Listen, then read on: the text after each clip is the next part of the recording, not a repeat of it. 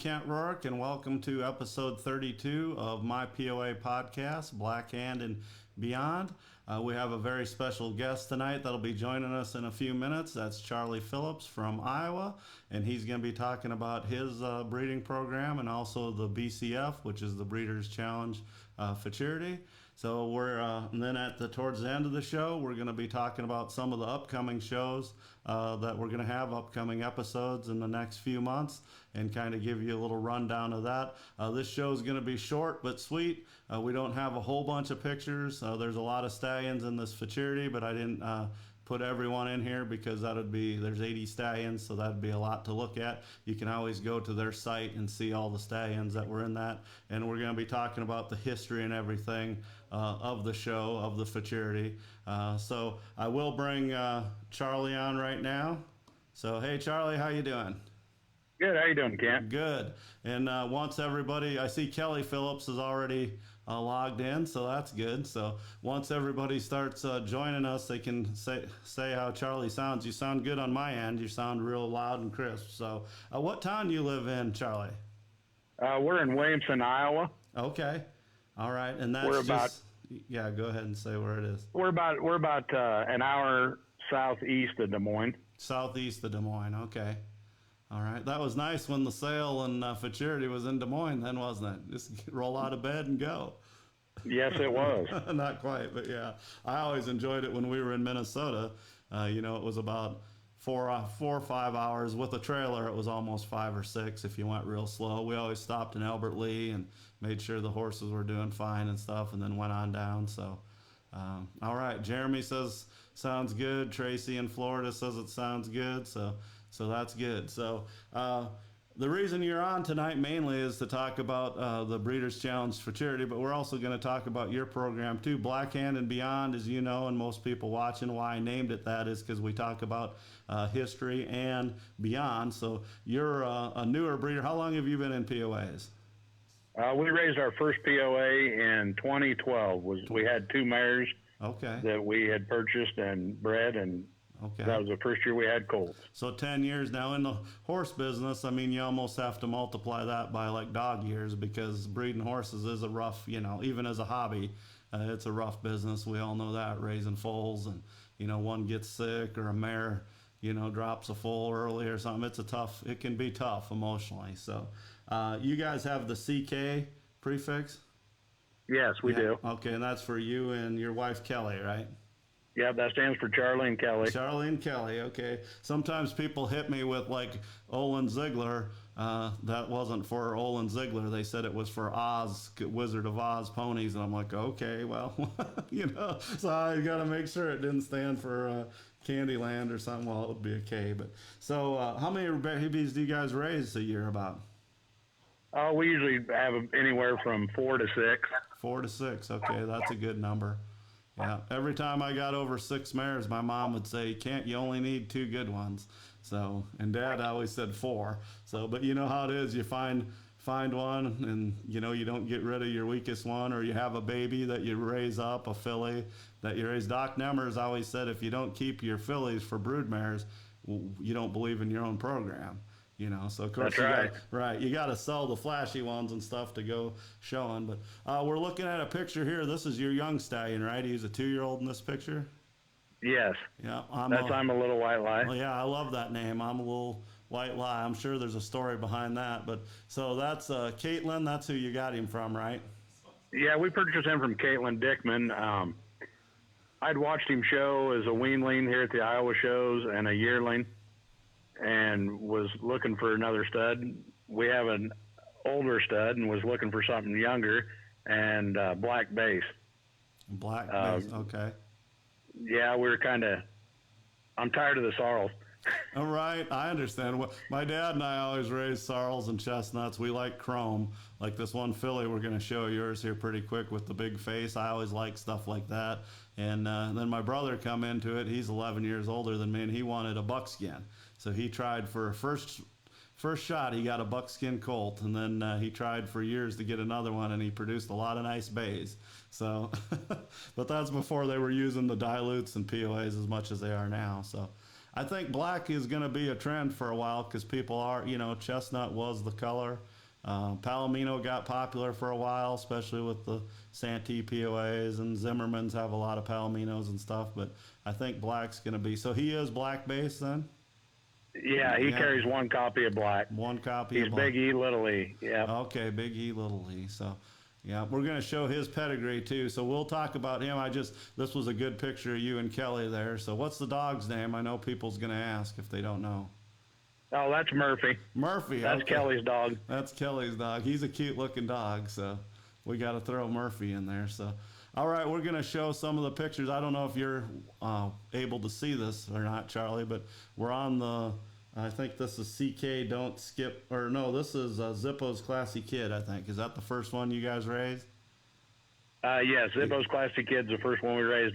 He's a sorrel few spot gelding. Yeah, he looks pretty husky. He looks like he's got a body on him. So he's a tank. My daughter's shown him now since he was 3. Okay. Christine Keller, I don't know if you know her or not. She started out showing him as a yearling. Okay. She'd lost a yearling, and we had him standing here and actually had 2 yearlings to show. Okay. So Christine took him and showed him as a yearling and a 2-year-old. And then our intention was to put him in the sale as a 3-year-old, and Amelia lost her gelding that year. So I paid Christine for training him and stuff, and then Amelia took him and started showing him. Oh, okay. Well, that's good. Yeah, you can't see everything about him here, but yeah, he looks good. I've probably seen him in person somewhere at a show, but so he's by Zippo's Royal Kid and out of classic Coosa Doll, is that right? That's correct. Yeah, good Coosa breeding there. So yeah, that's some of that body for sure. And I really like this mare here. This is this bay mare, CK Don't Skip My Looks. Tell me a little bit about her. So we got a quarter stallion. It was actually Kelly did. She worked for some people here north of town grooming horses one spring, and they had this stud horse. His name was MJG Skip a something. He was in a buckskin mare at Hank Wiescamp's sale, and was out at Skipper Zane, which sold for $400,000 at Hank's sale. Right, he topped the sale, yeah. Yeah, and his mother is Skipper's Vein. And I could look in my book because I was at the sale, and I actually bid on the buckskin mare. I ran her to $15,000, and I was tapped out, and I think she brought $32,000 or $34,000. And the crazy thing is 13 years later, we ended up with a horse, or Kelly did. Wow, isn't that something? Small. The colt that she was carrying in her belly at Hank's sale. Right. And he ended up a buckskin, the baby? No, the baby was the ugliest brown color you ever seen. Right. Just an old. That's why they named him MJG Skip a something, because they were planning on a buckskin. Right, and he just came out a brown colt. Right, but he'd technically be one of the last ones Wiescamp bred then. Really, right? Yeah, he would have been. Yeah. I mean, they branded some other ones that sold, like Hank's grandson and son-in-law had sales. Right. They branded those horses, but actually be bred by Hank. He would have been the last one. Right, for sure. Well, that was special. I had a chance to go to that sale, and looking back, I should have did it. Gene Carr called me, like his car was running, I think, when he called me. But anyway, he said, hey, if you can get out, we'll meet you somewhere, like on, I don't know what, Interstate 90 or whatever, and you can go. And because I was about 3 hours from Hayti, South Dakota, and there was some POA guys going, and they were all about my size, and I was working, just building my herd at the time in the 90s. I was probably 23 years old, and I didn't go, but I got a really nice catalog from Gene and all the sales prices, so at least I got that. But looking back, I should have hopped in that car, and went, but that's one of those It was things. a once-in-a-lifetime experience. I'd been out there once before Hank died, with a neighbor of mine, but the sale was just unbelievable. Oh, I bet. A lot of great. I love seeing videos. I've gotten videos over the years from, Gene and Bob Roseland had some stuff to do with some of those videos and stuff from Joe Taylor, out in Utah. And then, of course, the book Holmes wrote. And I always love researching the Wiescamp horses because he had so many to start with. He could do so many cool things. It's hard to do that in our breed because we don't have a couple hundred head. So you can't cross all those bloodlines and form that family like he did. But yeah, so where's this mare at right now? She's standing in the pasture. She's Okay. going to have a foal out of I'm a Little White Lie this year. Oh, that should be a nice foal. So you got chances. What's the chances that it'll be black? Have you probably done the research? No, I haven't really, okay. but I'm guessing it's going to be pretty strong. Oh, yeah, a bay mare and a black gene. I'm not into the Big E, Little E stuff. When I got out of POAs, they hadn't quite did that yet. So I did a lot of research on the snow cap and stuff long before. When I was a kid, I was telling people the snow cap was like a few spot, and of course, some people would argue with me back then. But when you're little, it's hard to argue with adults, But this mare's mom, she was a bay. We bought her at the sale. Okay. She was Azure Sky Amber Look was the dam of this mare. Okay. And the stud was actually a Seal Brown, so I think we got a pretty good chance of a black one. Oh, right.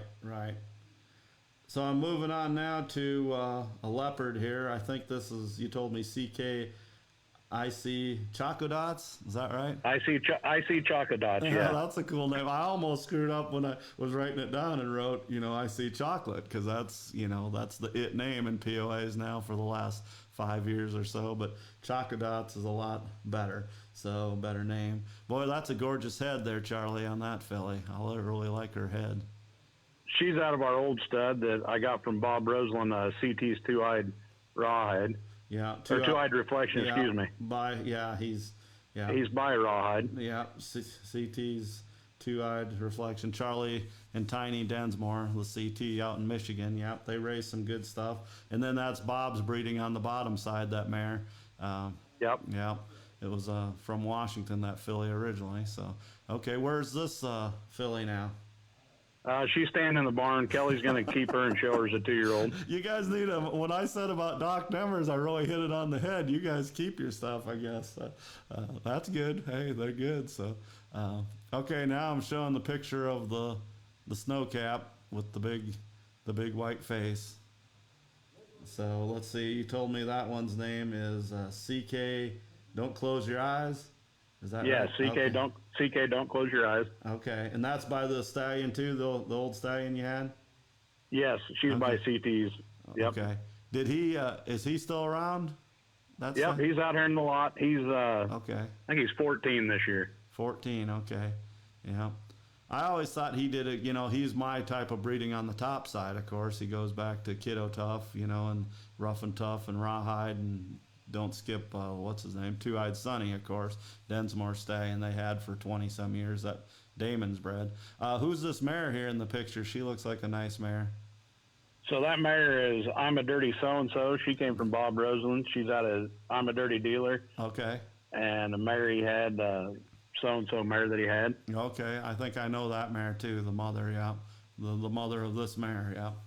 Bob raises some nice-looking, good conformation POAs and horses. Of course. So, as this filly, did you get rid of her, or is she still around? Windmere Farms bought her at the International last year, and they buy a lot of yearlings and take them and get them ready for people to show. And she's actually up for sale right now with them. Oh, okay. And she's a last year's baby, a 21 baby, or? Yeah, she's a yearling. Oh, she's a yearling. Okay. All right. So she's for sale. Anybody looking for a prospect? Here's another picture of her. She's flashy. Flashy for sure, and well-bred top and bottom. Okay, so here we're back to your young stallion now. Are you he's kind of going to be the main focus of your program going forward? I'm a Little White Lie? Well, we're waiting to see. I bred 7 mares to him last year, different kind of mares for different people, and we're just kind of waiting to see what he does, and we'll go from there, I think. The old horse, a lot of people don't pay attention to him, but he's raised some really good babies for us. Christine Keller has a big leopard mare that is out of the old horse that she has won a lot with. I think it's the Reflection mare. Yes. Yeah. Reflecting Daisies or whatever her name is. Beautiful. Yes, Reflecting Daisies. Got the big spot on the side or whatever the mark. Yeah, she's a nice mare.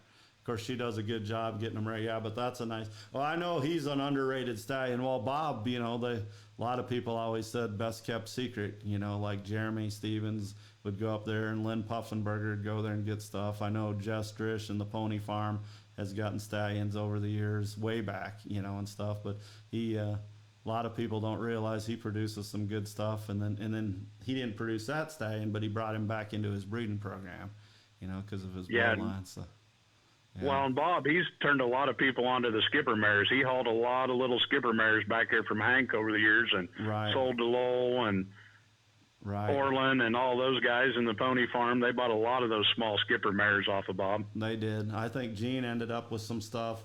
I think Sierra Peak, I don't know, we could have talked to Bob about it. I think he had something to do with that through Ruth Pecoy.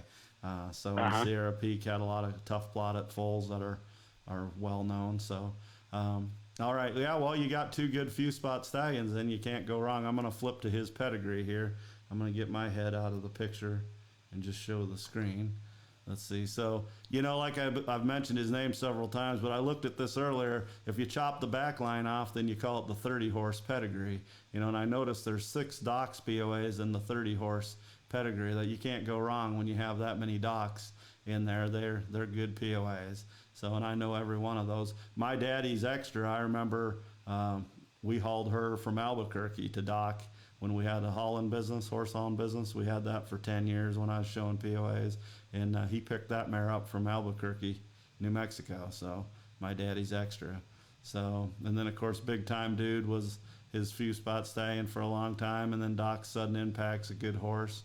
I think the mother to your stallion here is up at Seehafers. Isn't she now one of their brood mares in Wisconsin? Yeah, she is. Yeah, I think she's going to breed her to her young stallion. So, and then of course, I'm a Few Spot Dream. That's the one that Lori Chrome did so well with, right? In her program. Yes. Yeah. A lot of blacks there too. So of course Campbell's Dreamcatcher was a dark color because his mother was a black quarter horse, Sonny's first miss. Bud Campbell had her, and of course Campbell's Zippo, and then them are two of the more famous Campbells. But Bud and Birdie bred for years and years, and produced a lot of great POAs. So he's got a good pedigree, kind of a neat mix. And going back, Mighty Optic, there's a cool Appaloosa stallion. He was real short. Own son of Mighty Bright. So Charley Bropes stood him most of his life.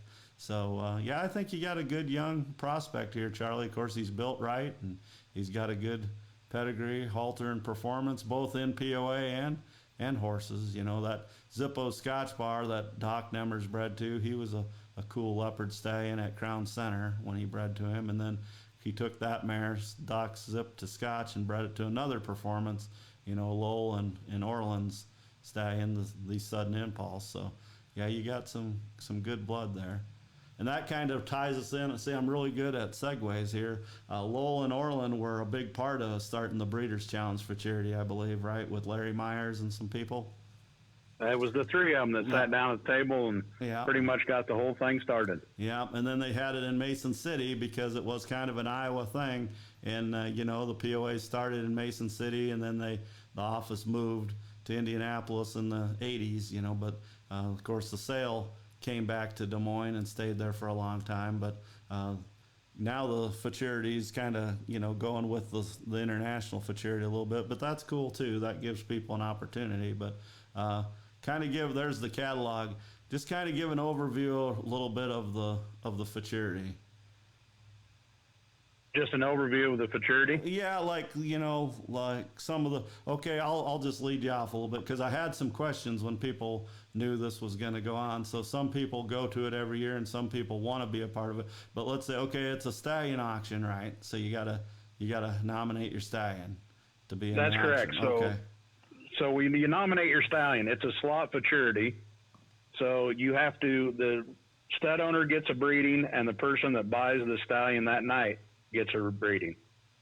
Okay. So it's just those two out of that stud showing against one another that next year. So if you bred to the stallion, let's say you have your young stallion in it, and somebody purchased it, but then I come and breed to him this year, I can't show in the futurity because I wasn't the person that bought the foal. You can't in the BCF, but you can in Select Sire because he's sold on Select Sire. Right, yeah.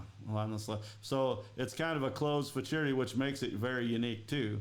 But the money is good, even though it's just a few, because of the auction. You guys do such a great job with the stallion auction. I'm going to drive up there one of these. It's in winter, and I moved down south for a reason, but yeah, I know you got to have it in February. You used to have it in March, but people are breeding earlier and earlier nowadays.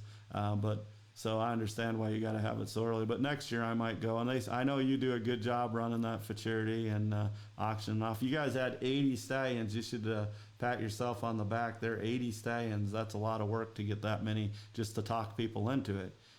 So if you buy, and I think we had. I believe we had 80 really good. Oh yeah, stallions in it I'm going to talk about some of them here. I don't have time to, and I don't want to be biased or anything, and I'm not gonna. I'm not going to be able to talk about all 80 stallions. That'd be a long, dragged-out show. But I took pictures pictures of the catalog and put them on here. Some didn't make it. We got this funny software here. Sometimes I'll put 50 pictures on and 48 will show up. 2 just go in the void somewhere. They're lost somewhere forever, so I don't know where. But anyway, I got some of them we can talk about, and then we'll talk about. So that night at the hotel and casino there, you guys are there, and people can bid online and stuff, and you have those 80 stallions and the nice catalog presented. So is there a minimum bid, Charlie? The minimum bid's $300. Okay. Just like the select sire is. Okay. We're not trying to get people not to buy in the select sire. Right. I think we kind of complement one another at the international show, because there's a lot of people. Right. I mean, we like the money, right? Right. Well, that's one of the reasons it started, was for another outlet, because those guys like to show, and I know Fred Netz was one of those guys that was on that early day thing. Here, I'm going to show a picture of Dean Damon sent this to me, so I'm going to put it. I didn't have time to get it on the show, but this was one of the original ads that Larry Myers, he was the head of it at the time, put in the magazine, and it was '08, and it said 14,000 sold in 2008, and it talks about the Breeders' Challenge Stallion Auction and Futurity. And I know you're not going to be able to see that, but all the directors were on there, and it's too small for me to read as well, but the names. But there was a lot of Jackie Guthrie was involved, and of course Lori Chrome was, even back then she was breeding already. And then, as we mentioned, Lowell, and there's some other people too that had a big part to do with it. Some of them are out of POAs now, but a lot of them are still around. So, yeah, and then it's held. I call it the International Futurity. I know a lot of people that's got in the last 10 or 15 years call it the International Show, but it's the fall sale and futurity, is, you know what I mean, is what. But that's where the Breeders' Challenge has been held. How many years has it been in conjunction with the International now? Oh, you're asking. You got me cornered on that one. Then that means it's been there. It's been there ever since okay. I started. We were in Des Moines the first year that I think we went. The BCF had a day all to themselves before the International Futurity and Sales started. Right. Well, I know. So we actually showed on Tuesday. Okay, and I remember that because I was down there in '08 and '09, and so that had to be about 10, I believe. Okay, and 10, yeah. So it started in '08, I believe, in Mason City, and it said it was August 23rd and 24th was the date, so it was a little earlier. So that's nicer too now that it's pushed back. Of course, the International Futurity, Select Sire Futurity, is held a little earlier now. It was always the first week in October. It was even in the rule book that way.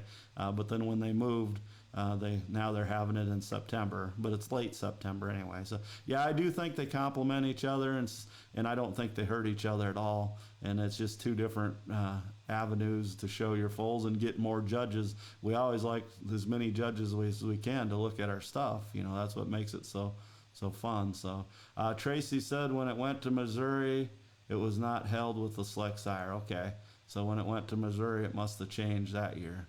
Okay. How does one get involved with the board? Tracy's asking, how does one get involved with it if somebody's interested in helping out? Well, we just filled. We had Larry Meyer's spot was open. Okay. Or no, actually, Larry's spot got filled by Lindsey Zahm. I can't think who just came off, and Terry Thorson came on. Okay. So just as people go off, if somebody's interested, I'll post it or whatever, and you're more than welcome to get on. It's you get on the board, you pay $250 just as kind of keep, that's what they did originally. Everybody threw in $250 and Okay. we just keep doing that. Oh, that's cool. Well, there you go, Tracy. There's some information. Some of that I didn't know at all. So, okay, that's cool. Well, and like I say, it kind of started out as an Iowa futurity, you know what I mean? Even though it was called the Breeders' Challenge, and now it's the BCF, basically everything, just like Kentucky Fried Chicken, it's KFC now, but everybody knows it as the BCF and Breeders' Challenge futurity, and it's more of a national futurity now. And because if you get your stallion purchased and with ship semen and stuff, it makes it easier too. So I'm going to show some pictures here of some of the stallions that were in it. Jackie, let's see. We used to put on shows in Des Moines before the sale. Yep, Des Moines right before this. So she's saying what you did, it was held the day before the sale in futurity. And I remember when they did that after they had it in Mason City, when they moved it to the sale location in futurity, they were separate. They had their own separate day and everything. Orland. And then the year they went to Missouri, we had it with apps in Des Moines. Oh, okay. With the big, like with I think that was show? Yeah, that was like a week before the international futurity. Okay, all right. Well, I kind of like it better with the held with the select, because then you can kind of get the same. You get judges to look at your babies at the same show, you know what I mean? But a different set of judges. So,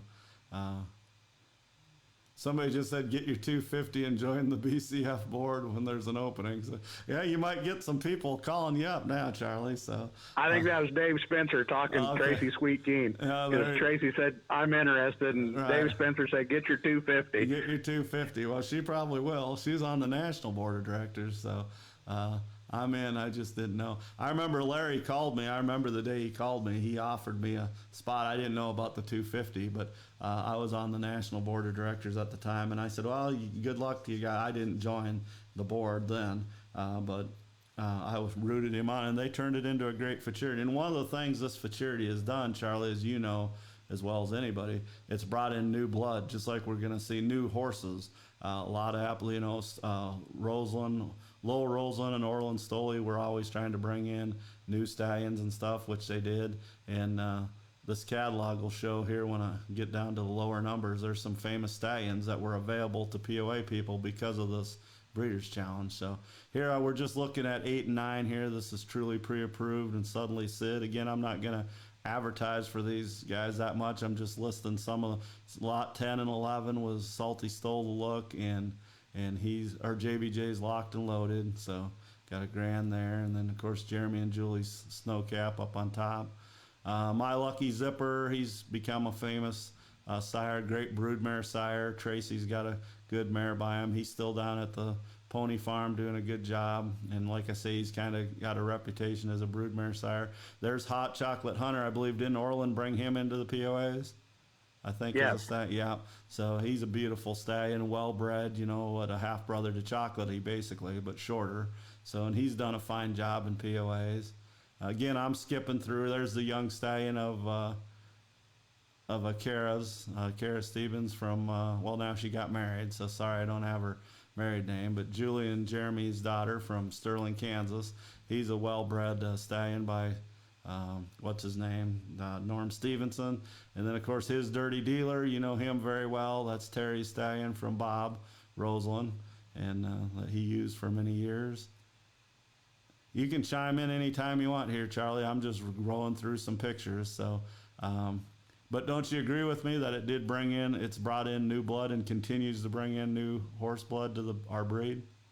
Oh, yeah. I'm really excited about some of the stallions we got this year. I mean, we ended the sale with 3 world champion producers. So, all right. I mean, that was kind of exciting. And I know they're a little bit big. I like 15-2, but I think on them 50-inch mares, a person got to give them a try to get a little of that blood in here. Well, that's the trend. People have been doing that for quite a while anyway. So they've been going, they're breeding pretty tall anyway. So it's just shot. If they go over, as long as they're quality, and they should be, you can use them for breeding. So here's RPR's Impulsive Superman. Of course, Jess's famous stallion. And then one of Bob's stallions down there. Talk about Wieskamp. Sure enough, Cordero. So a lot of great breeding there, nice looking quarter horse stallion. And then The sure enough Cordero horse, if I can just say for a minute, and Bob and I are pretty tight, but he is probably the nicest Skipper W stallion in the country right now. Yeah, I've seen a lot of them. I've ran around with him and Dick Bushman from Southern Missouri, and they've been in the Weiss Camp thing for a long time, and that Cordero horse is a really well put together horse. Yeah, well, he's got the great pedigree too. And again, going to Joe Taylor, some of his stuff. And I don't know if Bob's on here, if he watches, but he could rap about his pedigree. And then, of course, Cordero. And, yeah, I like the pedigree on that horse. Terry said he's a good-looking horse, too. So I haven't seen him in person. Hopefully I do. This spring I'm taking a trip. Like I was saying earlier about, well, I guess I was talking to you on the phone about that, but I met Terry Thorson at the show last year in Tulsa. And I met you, too, Charlie. We met each other. But Terry ended up sitting with me a long time, and I found out he came with Corey Damon and Bob Roseland, and I said, well, I'm not going to hold that against you. So we became pretty fast friends, and I'm going to head up there this spring. I don't even know if you know this, Charlie, but my wife and I are going to go to Minnesota, and we're going to take a trip, a break in Iowa, and hit a bunch of POA places. So you're on the schedule. So because Terry's going to be our tour guide, so we're going to go to Bob's and your place and Damon's and, of course, Terry's. And I'm going to have a lot of fodder from that 4 episodes of this, you know what I mean? So I'll warn you guys to, if it's not too cold, wash up your stallions, because I'm going to have the camera out, so taking pictures. Sounds good. So, yeah, sounds good. So I'll let you know when that's going to be. So, and like I say, that's going to be a lot of episodes, because I'll be able to talk. I'm already talking about your program tonight, but I'll be able to talk some more about it. So, okay, one of the first meetings to discuss having it, Lowell Roseland, Larry Myers, Orland Stoley, and Wanda Victor sat around a picnic table at the fall sale. I was just sitting and listening because I wasn't showing. Okay, I'm not sure who put that. I wish people would put their name after they write something, because I can't always see. Like Tammy Verzi, I can see that because she must be an Ecamm Live. Through Ecamm Live. That was Jerry Reeves that put that on there. Okay. All right, good. So you can see it. See, I can't see. I just see Facebook users. So we're getting a lot of great comments as you're seeing them. So if you're just tuning in, this is Charley Phillips is my guest tonight from Iowa. Him and his wife Kelly's been raising POAs for about 10 years or so, and he's what's your title, the president or of the? Yeah, I'm the president of BCF right now. Okay, of the BCF, and we talked about the history of it a little bit, and we're showing the catalog here. Again, 80 stallions, which is remarkable, and they put out this beautiful colored catalog. We're a color breed, so here's a quarter horse even that's a roan, and he looks so much sharper in color, kissing the girls, than he would in black and white. So he's a stallion that I think the BCF really helped make popular in POAs as well, was kissing the girls, and he's one of the hot quarter horse stallions in our breed right now, I would say. And then we have another one of Steven stallions down there, a Bob Roseland product, a Silent Review. And then we move on here. I've got superpowers. I'm not sure if he really does have superpowers, but I know genetically he's bred awesome POA breeding. And then, of course, No Doubt, No Maybe is Mike Gardner and the Gardner family. He's a little quarter horse stallion that's pretty cool looking. I can't wait to see. Well, his foals already did well, so I can't wait to see them riding here in a couple years. And now here we go, Charlie. We're getting into some of these famous stallions from other breeds. So we got an Appaloosa and a quarter horse here from Bradshaw quarter horses, and that's pretty remarkable getting those in your catalog. Yeah, I just they're great people down there at Bradshaw's. The Katie that I worked with, Jackson, I called down there and asked her if she'd be interested in putting into it an extremely hot chip. The extremely hot chip has got a really awesome performance pedigree and has produced awesome performance horses. That's kind of what we're trying to do here with our program, is be able to go halter and then ride them. Right. Well, and you got we want the all around. Yeah, your pedigrees are that way too. I'm kind of a pedigree guy. I'm known for that, and I was dissecting the pedigrees of both your few spots, and they're both that way. And I mentioned that earlier, both POA and, because like Campbell's Dreamcatcher was a little more halter, even though he became a Supreme Champion. And then, you have halter and performance quarter horses and POAs. So I think both, and and here we Intuit's halter, of course, but cross to the right POA mare, it could be an all-around POA for sure. We just don't halter. We do everything. We're not just a pleasure breed. We do a whole day of games at our national show. And we do pleasure and hunt seat and driving and everything. That's what I love about POA is all around. And just because a horse is labeled something like Intuit, when you cross him with a all-around bred POA mare, you could get a Supreme Champion easily. So yeah, and I seen a video of that Intuit moving, and he's pretty flat neat. He doesn't move too bad for as big of a horse as he, as stout as he is. Right, he has a lot of mass. He's something else. I could just stare at him, at pictures of him. I've never seen him in person, and of course, extremely hot chips. He's been on the cover of, the Chronicle and different things. He's a famous young stallion. So, yep, he's also a Supreme Champion, Tracy. So, but you would say he's more halter. He was a Grand Champion stallion, and he was bred a little more halter. But we're talking about Campbell's Dreamcatcher. If I go astray once in a while, Charlie, I'm talking to somebody that's making a comment. So, yep, I'm following you on the comment. So I'm going to leave these two stallions up here and give them a little time in the sun while we talk about. I got a list of all 80 stallions, but I put green marks by ones that maybe didn't sell. Do you have a list of some that didn't sell, or? I have a list of all 19 that had not sold as of yesterday. Okay, that's not too bad. 19. Do you want to just kind of go through the list, just mention the names of them, and just kind of and let people know? So if they send $300 in right now after the fact, do they win the bid? Then they win it. Yep. Okay. You just get a hold of Tammy Verzi. Okay. And $300, and you're in. Okay. Yeah, Tammy's a big part of the BCF. That's always good to have her involved, in things. She's very handy at running things. So $300, that's a cheap stud fee nowadays, and then you're locked in. Just the stallion owner and you are the only two that are able to compete. So that's a pretty cool deal. I will say though, just real quick, if I can, Kent, make sure you go on the catalog and read, because there is shoot fees and shipping fees on some of these horses. Right. So make sure you read what is below the picture of the horse. Right, because some people do the fees. Right, they do have some things involved. Yeah, so you got to kind of find that out. And if you have to, you could always contact the owner, I guess, and make sure what's going on if you wanted to, just to be sure. But you guys do have it listed in the catalog. Where do they go to find this the catalog? Go to bcfmaturity.com. Well, you can't get much easier than that, can you? Nope, and it'll pop right up, and it'll say Stallion Catalog, and just hit it, and you can download it to your phone or your computer, and you're ready to go. Okay. And Tammy just said first come, first serve, of course.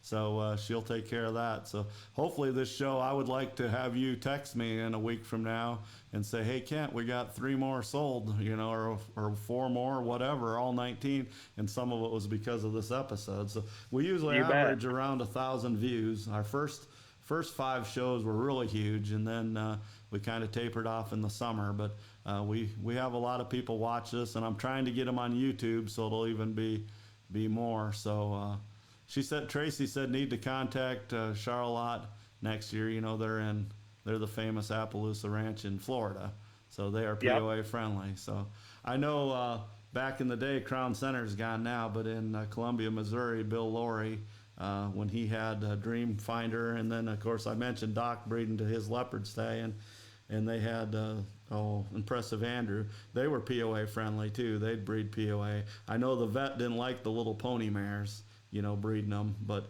compared to the horse mares, but he did it. He'd do it for people. So because we hauled pony mares in and out of that facility. So okay. So yeah, and if anybody, well, just real quick, if anybody on here watching, if you got an idea where there's stallions, you let me know and I'll call and talk to them. I mean, right. I'm more than happy to get a hold of people, and I'd like to get as many stallions of this thing as we can. Right. Also, I don't know if you're going to, I'd like to touch on it real quick, our yearling and 2-year-olds. Go ahead, yeah. Because the BCF has yearling and 2-year-old classes. So if you show a weanling that you bought in the sale, it had to be, the stud fee had to be bought in the sale to show weanlings. After that, any yearling or 2-year-old out of that stallion from that sale that year is eligible to show. Okay. So let's say like if I'm a little white lie, and you bred to him as a yearling, you can bring them and show them in the BCF. Even though they weren't eligible as a baby, they are eligible as a yearling and a 2-year-old.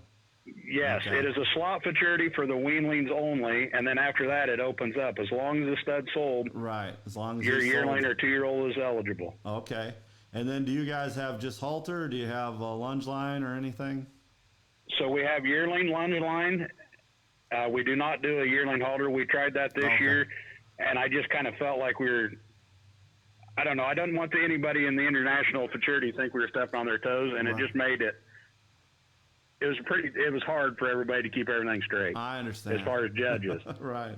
Right. So we went back to, we're just going to have the yearling lunge line trail, and then we are going to keep the 2-year-old lunge line and trail, and then the 2-year-old hunter under saddle and Western pleasure. Okay. So And then we added this year, Corey Damon, we're going to do a triad. So there'll be a triad for your yearlings and for the 2-year-olds, Oh, right. for your in-hand events, we're going to have a triad award. Okay. That's cool. And then also, if you've got a 2-year-old that you're riding that was shown as a weanling and a yearling, it is eligible for the Super Pony Award, which is $500 to win. Okay. But the horse had to have been shown all 3 years. Okay. Cool. All 3 years. Okay. Yeah. What do they have to do for the Super Pony? Yeah, Tracy just said that. So they have to be, okay, you mentioned some of that. And then Tammy just said also the new triad, that's what you're talking about, $500 Yeah, for cash bonus. Yeah, for 2-year-old in-hand. Cash award for 2-year-old in-hand trail. Sponsored by Corey. Thanks, Corey. Corey and Angie. And Angie. Yep, mention her. Yep, I seen that on Facebook. Mention Angie. So, she's part of it too. So, But to answer Tracy's question for the Super Pony, the pony just had to be shown as a weanling, a yearling, and then rode as a 2-year-old. okay. And then the way that's figured is if we have multiple, a lot of years we only have 1 or 2 people that are eligible for the Super Pony. Okay. So the way it's figured is you do it by placings and the points. Like if you're 5th place, you got 5 points. So the lowest point wins it. Right. Well, in this case, because of the futurity, getting there is half the battle because you had to be there, right? So for the Super Pony Award. So as long as you're there, you got a leg up because it was so hard to do that as a baby yearling, 2-year-old, right? Yeah, and we don't have a lot of them come back. I mean, and I know it's hard. People sell them. Right. People buy them, and we gotta get it out there that we're doing this Super Pony and bring them back and show them all 3 years. Right. Yeah, I love incentives and futurities. Otherwise, they become just baby. We've seen that in other breeds are worse than POAs. And as far as they breed for early babies and they pump them up and then bam, they were in open sales or worse than that. They don't even go off with their pedigrees. POA is not at that point, I don't think. But we do have a height limit, so that hurts us too to pump up our babies and get them showing. And then we got to watch that we didn't breed them too big. So that helps having incentives in the Super Pony Award and stuff like that. So one thing I wanted to ask, is there a deadline for the purchasing the stallions, those 19 stallions that are left? Yeah, the deadline is July 1, I believe. Okay, so we are not up against it, but there is a deadline. So, but people are going to want to breed before that anyway. Some of these stallions wouldn't be available then anyway. Maybe we used to always cut off.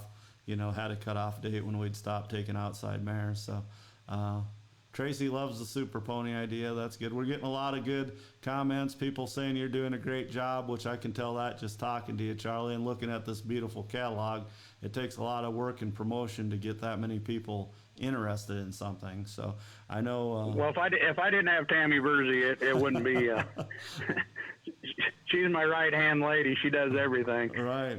Well, hopefully she's going to be a guest of mine here pretty quick. I'm going to do a show about Jackie Guthrie and JBJ's, and I'd like her to do the opening with me. Tammy, and then talk about the magazine and maybe a little bit about this futurity and stuff and the year-end catalog she put. Isn't that thing beautiful? That year-end. She does a wonderful job. Yeah, I feel like we're right in it with other breeds. You know, when I see Shetland magazines or mini magazines, and of course the Chronicle and stuff, we're not that big as the Appaloosas and the Paints and stuff, but for the little breed and club the POA is, that thing is extraordinary. She does a good job. So, all right, Charlie, I got one. Well, and just clear up real quick that. Okay. 2-year-old class that Corey did is not actually a triad because we're not doing halter. It'll just be your 2-year-old and how you place in lunge line and trail. Right. So it's not a true triad. But it's not really a triad. It's more of an in-hand high point. Right. Well, come up with a cool name. So the in-hand, top hand or something, and you guys can, maybe that'll catch on or something. So. So the last stallion I got on here was Lot 77, and this is Dragadin Spanish Rawhide. His name's DNS, but it stands for Dragadin. So he's a half brother to Superman, Impulsive Superman, that's standing in Iowa. So I just wanted to throw him in there because I don't think he's a real well-known stallion, but he's kind of a cool stallion, own son of a Rawhide. So just like your stallion's a son of Rawhide too, right? Yeah, so there's 3 half brothers. So I wanted to put him in there. I'm not sure if he's sold yet or not, but well, Charlie, this has been fun. I told people it'd be a short and sweet show. I think this is probably one of my favorite shows, and I'll probably have you back on again as a guest down the road. This was episode 32. I have episodes planned out till my hair is going to be till I'm bald. So there's a lot to talk about in POAs, you know, now and back then. So. Anything you'd like to add, Charlie? No, if you, I got those 19. Tammy has a list of those on the POA owners, breeders, and the enthusiast page of what's available. Okay. So if you're interested in what's left, you can go on there. Go out and check that out. And like I say, it's a good deal at $300, but there may, like you said, there may be fees involved. We all know that, or shoot fees or whatever. Just check, make sure you read the print in the catalog, or in doubt, call the stallion owner. So they would be happy for you to buy their stallion too. I'm sure they wouldn't have put them in the futurity. So, okay. Well, I hope you get some. I got one other thing. I just want everybody to know this year you are guaranteed $1,250 to win with your yearling. $1,250 to win with the. So you're going to win $1,250 to win the BCF with a filly or a colt. Okay. Okay, and that's in the. What would that be, in the lunge line then? No, that's in your halter class. Your weanling fillies and your weanling colts. Oh, weanling. You said I thought you said yearling. Okay. Weanling. Yeah, okay. I probably did say yearling. It used to be guaranteed $1,000. This year it's going to be $1,250. So. Yeah, we did the sale was a lot better last year, and this year it'll probably be going up for next year because as of right now we've sold about 24,000. Well, that's good with inflation, Charlie. Everything's got to go up. So I'm glad you guys are going up in prize money. So. That makes you bet.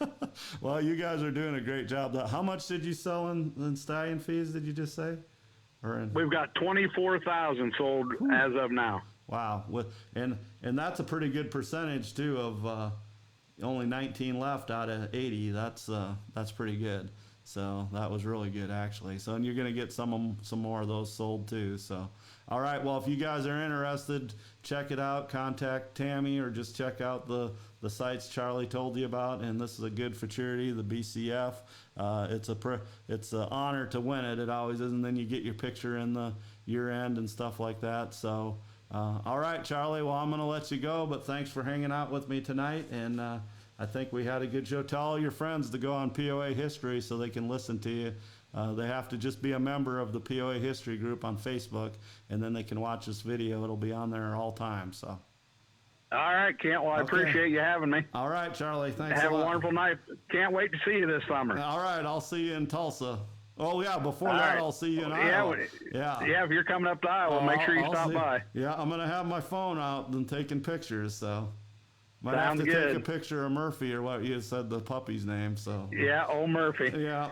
All right, Charlie. All right. Thanks Have a wonderful night. You too. Thanks. Yep. Bye. All right, everyone. Let's go on the big screen while I hang up the phone. That was Charlie Phillips, POA breeder and promoter from Iowa. He does a good job helping run the BCF, of course, it takes a village. Tammy and all the directors. If you want to be a director when there's an opening, just contact Charlie. There's not an opening right now, but you never know when there will be. They've done a good job with that futurity since the late 2000s when they put that together. And it's just another avenue to promote your POA and get out in front of some judges and see what people think, their opinions. So thanks everybody to the comments. We're getting some nice comments. Of course, Tracy and Jackie, they're good friends of mine, and Jeremy, so I always glad when they say it. But any other people out there, people watch this show from all over the country. I posted on Facebook all the towns and stuff. We also have several people from Germany, France, Switzerland, Sweden that watch this show. So of course Canada. I'm not sure about Australia if we have any or not. I'll have to check. But Facebook does a good job of breaking down who watches it, and I think 80% or more are women, of course, that watch this. And then I have the age bracket, so if I ever wanted to start marketing or selling stuff, I know who I got. Demographics, Facebook lines all that up for you. So of course I'm not going to do that, but that does lead me into, we do have sponsorships available. So I haven't been pushing those a lot. Of course, we had that stallion episode. People were very great on that, and put on 20 stallions. I had, I think, like 14 breeders put in 20 stallions in that. I think that was a great episode. We've had a lot of viewers. So we also have what we call a Supreme Champion sponsorship for $50.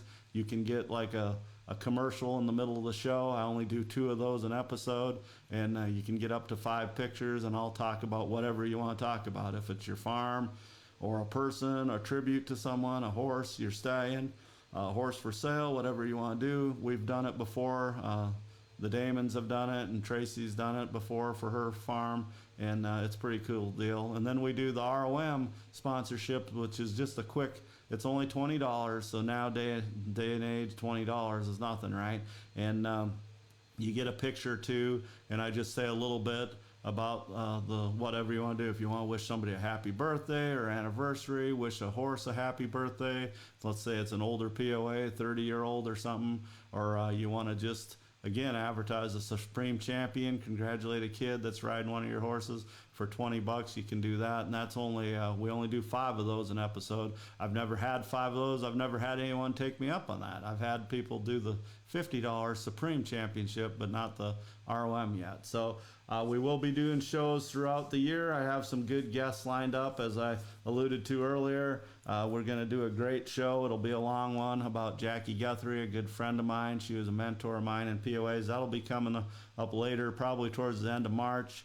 And then I did have a request this week about a podcast about Leonard Lewis, because Sarah Gronkowski went to, or I might have messed up your last name, I'm sorry, but Sarah from Wisconsin went to the Minnesota meeting and award show, and she said a lot of the kids didn't even realize who Leonard Lewis was nowadays, and they were winning awards with his name on it. So I have mentioned the Lewis family in probably 3 or 4 podcasts. I know Gold Prince, just mentioned him the other night, the last podcast, that he showed KK's Rio Tough, but I'm guessing we should do an episode on the Lewis family and their breeding program. Of course, they bred gold chips. And Ashley McKenzie, she's going to come on again. Maybe I can get her in studio. She was our first guest. That episode has 3,500 views, 3,500 plus views. That was the first one when we had Danny Boomhauer as a phone guest and Ashley as a co-host. So, of course, she'll be coming back talking about Silver Wind and some of her favorite POAs. My good friend Susie Schultz Huff from Minnesota. Grew up in Edina, Minnesota, showing some great POAs like Ringo Starr and then Sandy Tough Dots. And she's going to do an episode here in March via the phone guest called We Love the 80s. We grew up in the 80s, and we might talk a little bit about some movies and stuff, but mainly we're going to talk about the POAs that we loved in the 1980s. Some, in particular, the ones she showed against in the 80s. She showed all over the country, especially with Sandy towards the end of her career in the late 80s, and we're just going to talk about some of the cool POAs. And then one of the episodes coming up is going to be a couple of Ohio breeders, Lori Wilson Knight, and she's got LP right on target. And they like to do a lot of stuff like cart classes. They're keeping that alive, so that interests me. And her 14-year-old son showing stallions, so we're gonna talk to them as guests. And I'd like to get the Fishers on here from Ohio if they're interested. If not, I can just talk about their program, of course, Clear Run Farm, and all the great POAs they've produced over the years. That combination with Rough and Tough and their Subtle Impulse mare is legendary now. And of course, they had Smoky Blackburn in the early 80s. So we're going to talk about them. And then we have a cool thing here that I'm going to, driving class. I said cart, but driving Tracy. Tracy always corrects me, so that's good. She's my conscience there. So one of the cool things we're going to do, and my wife's going to help me with this, is we're going to have a cutest foal contest coming up. And we'll have to wait for our foals to be born, so it'll probably be May. Might even have to wait till June. I don't want to get too late. But it's going to be that's going to be a sponsored thing, probably like $5 or something. Send me a picture of a cute foal. We might even put a couple years on it, so it doesn't have to be just this year, but will have to be a baby. I'm going to have 3 non-POA people be the judges, and I would like to get as many pictures as possible, and then we'd probably show like 50 of them on here, and then even give an award to the winner. And it'd be a pretty nice award that somebody can, sponsored by the Black and Beyond podcast. So that's a cool thing. So anyway, again, I want to thank everybody for watching. We had a really great guest in Charley Phillips, and please support the BCF, and of course the Select Sire Futurity too. That's the national run futurity, so don't forget about the Select Sire Futurity. Both futurities are great, and they keep promoting the breed. So tune in. We should be here next week with an episode. Check out Facebook. Remember to tell all your friends or people, POA alumni, that if they want to find out where these are, go to the POA history group. Even though this isn't all about history like tonight, it's about current events and POAs too. Black and Beyond is on the POA history group on Facebook. You just join that and you become a member.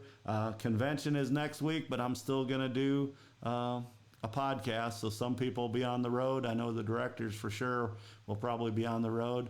Just put your phone on or something, listen to it. Maybe you can carve some miles up listening to this or old episodes. I enjoy it when the views go up on the other 30 some episodes we've done. So I check about every week to see where the views are. And the Stallion episode now has 1,200 views, the Stallion roster one. And the multiple grand champion mares are probably around 800. So, all right. Glad we gave you okay. All right. Well, again, thanks everybody for watching. Safe travels next week to the convention, but I'll probably be on next week. I want to thank the Jackson family and Jackson's Auto family dealership, Chrysler, Dodge, Jeep, Ram. We also sell Chrysler, Buick, and or Chevy, Buick, and GMC down in Kingfisher, which is about 45 miles from here. So thank you to the Jackson's family for supporting Studio J for me. That's where we're coming live. Usually most Tuesdays we come live from Enid, Oklahoma. All right, everybody, enjoy the song. Have a good night.